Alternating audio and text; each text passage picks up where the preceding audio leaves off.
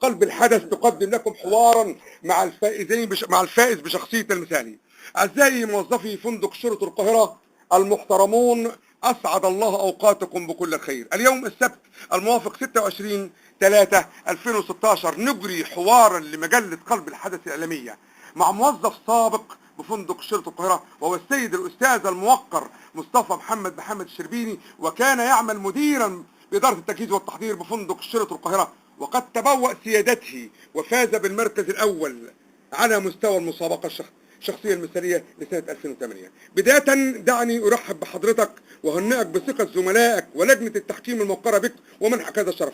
أستاذ مصطفى، ألف مبروك فوزك، وكلمة توجهها لمجلة قلب الحدث الإعلامية المشرفة على المسابقة ودورات التنويري والإعلامي، ماذا تقول لها ولرئاسة تحريرها؟ وكلمة توجهها لنقابة العاملين بفندق شرطة القاهرة ولزملائك السابقين. إلى الأمام دائما، في ازدهار دائما، في رخاء دائما، في وفاق ما بينكم، وأنا سعيد إن أنا في وسطكم الآن. كلمة توجهها سيادتك لنقابة العاملين بفندق شرطة القاهرة وزملائك. أتمنى لها التقدم والرفاهية. كلمة توجهها لمجلة قلب الحدث نفسها الإعلامية. زيادة في العدد والإقبال عليها ودايما في ازدهار وتقدم يا رب.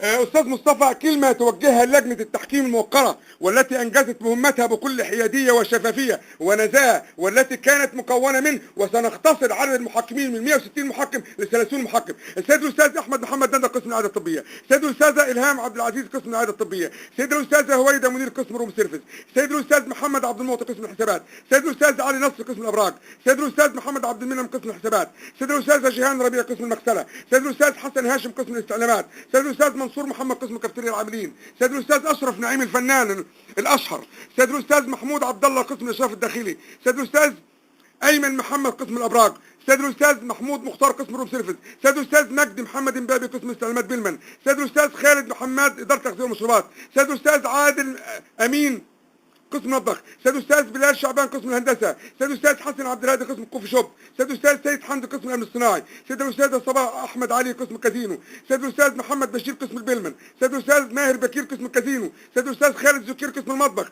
السيد الاستاذ صالح محمد صالح قسم الموارد البشريه، السيد الاستاذ جمال الدين بدر الدين قسم مكاتب الامنيه وعقد الوزراء، السيد الاستاذ ناصر محمد قسم الشرف الداخلي، السيد الاستاذ عادل عنتر قسم الكازينو، السيد الاستاذ محمد ابو شهوب قسم التجهيز والتحضير، السيد الاستاذ خالد رشاد قسم التجهيز والتحضير، السيد الاستاذ مديح حسين والمشروبات، السيد الاستاذ اشرف قسم الغساله، السيد الاستاذ ماهر ميخائيل قسم الغساله والمشروبات. نكتفي بهذا العدد الذي بلغ اكثر من 160 محكم ونعتذر عدم النشر.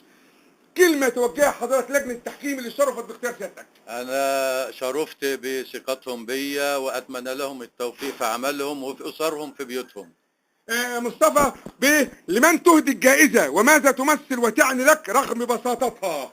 أهديها القسم التجهيز والتحضير بفندق شيراتون القاهرة للعاملين فيه. وماذا تعني لك رغم بساطتها؟ ماذا تعني لك رغم بساطتها؟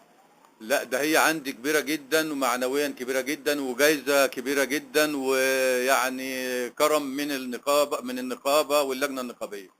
أستاذ مصطفى، ما هي ثقتهم يعني.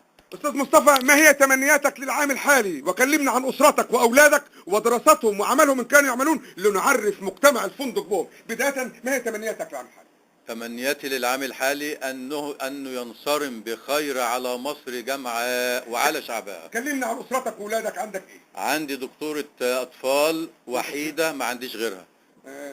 دكتورة بشري أطفال تعمل بمستشفى سمر مصطفى محمد الشربيني، طبيب بشري بمعهد ناصر للأورام. ربنا يبارك لك حاليا. ربنا يبارك لك فيه. أستاذ مصطفى، تكريما وتخليدا لموظفي فندق شيراتون السابقين والراحلين، اذكر 2 أو أكثر من موظفي الفندق سواء راحلين أو سابقين لنذكر مجتمع الفندق بهم وادعو لهم بالسلامة وطول العمر، أو ادعو لهم بالرحمة. ذكرنا أي عدد. أذكر أستاذي وتاج راسي الأستاذ سمير معوض، الله رحمه الله ويجعل تربته يعني كلها يعني ذكرنا بحد ثاني يا مصطفى خير بالنسبة له. ذكرنا بحد ثاني يا مصطفى بيه. وأذكر من العاملين الجدد اللي موجودين حاليا. أيوة.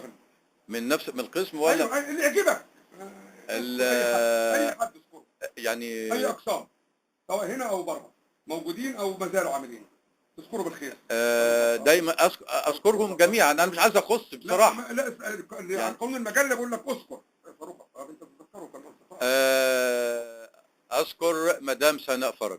ايوه اتفضل. كانت ست فاضله في الهيومن ريسورسز. نعم يا فندم. وخلصت عملها وخرجت بسلامه الله. الله يديك الصحه.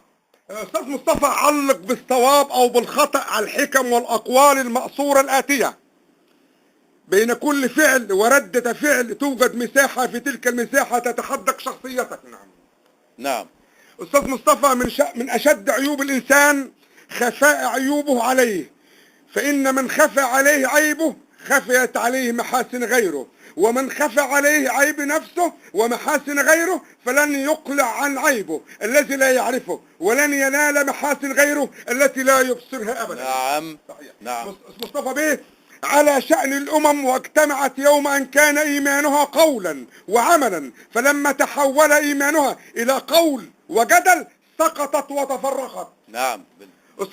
أستاذ مصطفى، دع عنك ما قد كان في زمن الصبا، واذكر ذنوبك وابكها يا مذنبا، واذكر مناقشة الحساب فإنه لابد يحصو ما جنيت ويكتبا، لم ينسه الملكان حين نسيته بل أثبتاه وأنت لاه تلعب، وجميع ما خلفته وجمعته حقا يقينا بعد موتك يسلب.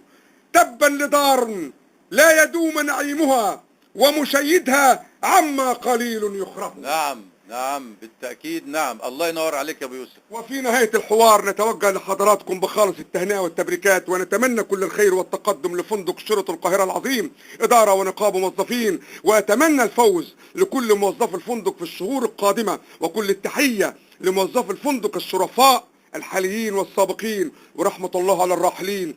وعاش الحق ويحيى الشرفاء. وحكمة نقولها في نهاية الحوار: رأيت الدهر مختلفا يدور، فلا حزن يدوم ولا سرور، وقد بنت الملوك بها قصور، فما تبقى الملوك ولا القصور. مع خالص تحياتي كامل هبيل، محمد اسماعيل، رئيس تحرير قلب الحدث الإعلامية.